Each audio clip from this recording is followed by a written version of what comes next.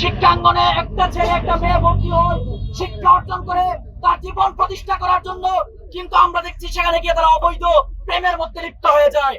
আমরা এর দায় এই যে তাদের একটা সামাজিক চারিত্রিক অবক্ষয় ঘটছে এবং সমাজের মধ্যে যে পরিমাণ তর্কিয়া চলছে এবং সমাজ যে পরিমাণ বাংলাদেশের মধ্যে ডিভোর্সের হার বাড়ছে, আমরা এগুলো একমাত্র কারণ দর্শাতে চাই। নাটক সিনেমার মাধ্যমে যে মেসেজ দেওয়া হচ্ছে, প্রত্যেকটা মুসলমান ফিল্মি স্টাইলে তার জীবনকে নিয়ে চিন্তা করা শুরু করছে। বিবৃতি দেখতে পাই না।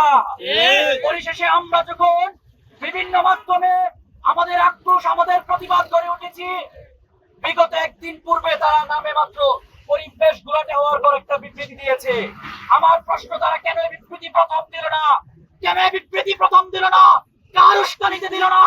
কার ইন্ধনে জামিয়াকে কটাক্ষ করা হয়েছে, ফকরা বাঙ্গালকে আঘাত করা হয়েছে, কাবানিয়া কটূক্তি করা হয়েছে? এগুলো আমরা জানতে চাই। মুসলিম উম্মাহ, আমরা যখন দেখি আমার কোরআনকে নিয়ে ছোট করে কথা করা হয়, আমার আযানকে নিয়ে ছোট করে কথা বলা হয়, তখন আমরা যারা মুসলিম আছি আমরা নিস্তব্ধ থাকতে পারি না।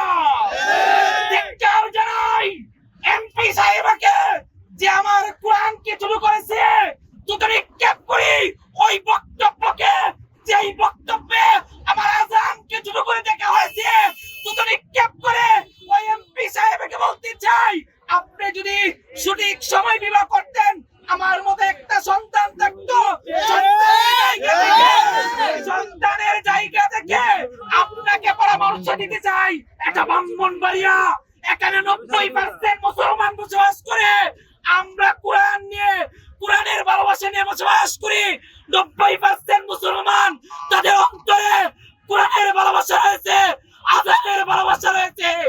কোরআনকে নিয়ে, আযানকে নিয়ে সামনে যদি এমন কোন নিচু শব্দ ব্যবহার করতে চান, শব্দের করে দিতে চাই, তখন আর আমরা নিস্তব্ধ থাকবে না। উত্থানের বই দেখিয়ে বামপন্থার উত্থান সহ্য করবো না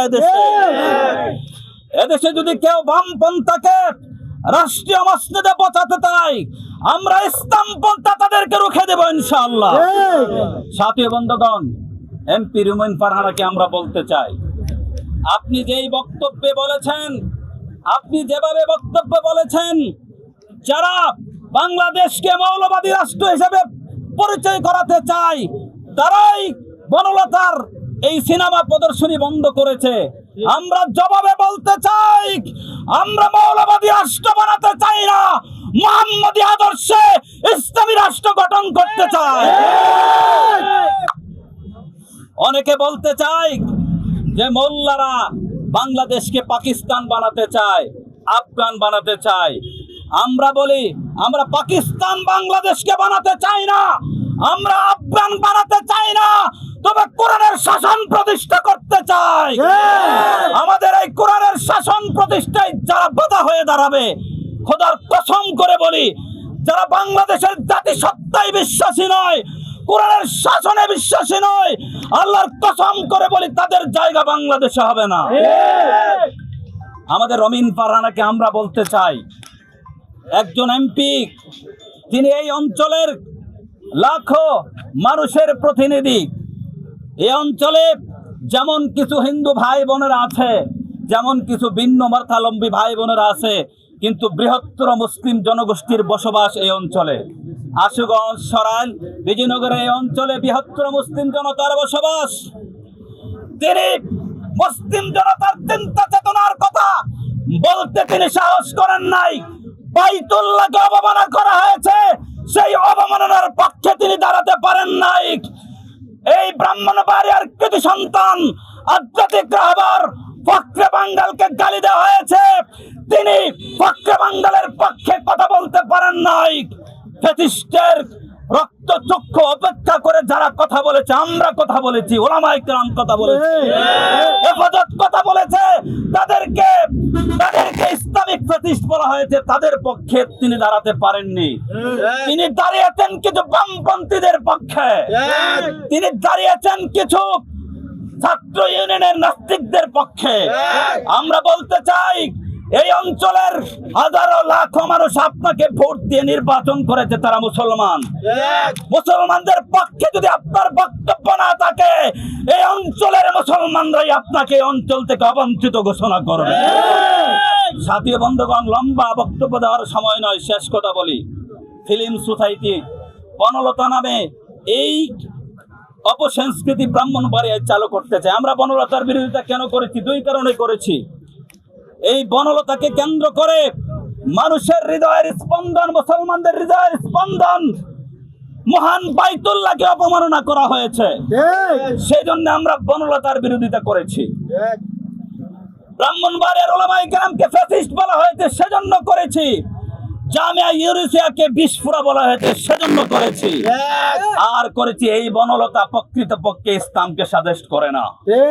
এই বনলতা সিনেমা প্রকৃতপক্ষে ইসলামকে সাজেস্ট করে না, বরং ইসলামের মূল দিকগুলোকে মানুষের কাছে হেয় করার জন্য এই বনলতার সৃষ্টি হয়েছে।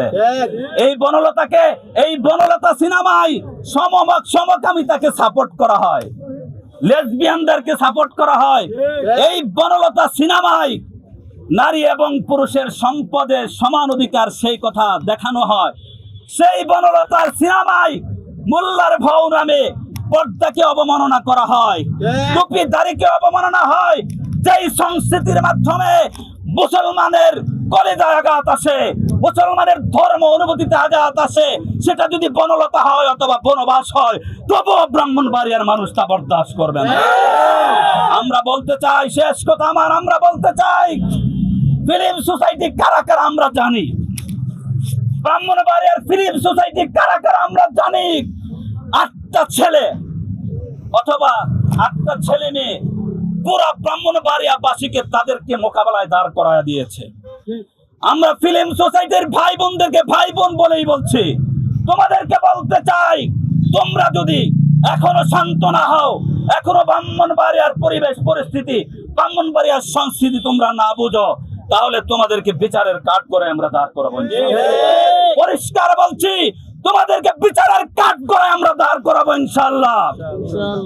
সর্বশেষ কথা, বনলতা ব্রাহ্মণবাড়িয়াতে আর চলবে না। প্রকাশ্য সিনেমার ব্রাহ্মণবাড়িয়াতে চলবে না। এই ব্রাহ্মণবাড়িয়ার সংস্কৃতি হলো সিনেমা মুক্ত সংস্কৃতি। এই ব্রাহ্মণবাড়িয়ার সংস্কৃতি হলো ইসলামী সংস্কৃতি। যেখানে যেই সংস্কৃতি, সেখানে সেই সংস্কৃতি মানতে হবে। আমরা তো কক্সবাজারের উখিয়া গিয়ে সেখানে গিয়ে আমরা মাহফিল করতে চাই না। আমরা রাঙ্গামাটির থানচিতে গিয়ে মাহফিল করতে চাই না। কেন? সেটা বৌদ্ধ অধ্যুষিত এলাকা, সেখানে আমরা মাহফিল করতে চাই না। এটা আলেম ওলামা অধ্যুষিত এলাকা, এখানে আলেমদের কাজ চলবে, ইসলামের কাজ চলবে, কোনো অপসংস্কৃতি চলবে না। শেষ কথা, আমরা সকল অপসংস্কৃতির বিরুদ্ধে, সকল সংস্কৃতির পক্ষে, সুস্থ সংস্কৃতির পক্ষে, কিন্তু সকল অপসংস্কৃতির বিরুদ্ধে। যদি আমাদের উপর অপসংস্কৃতি চাপায়া দিতে চায় কেউ, আল্লাহর কসম, সে যদি রমিন ফারানা হয়, সে যদি রাষ্ট্রের প্রধানমন্ত্রী হয়, তার বিরুদ্ধে আমরা ময়দানে অবতীর্ণ হই।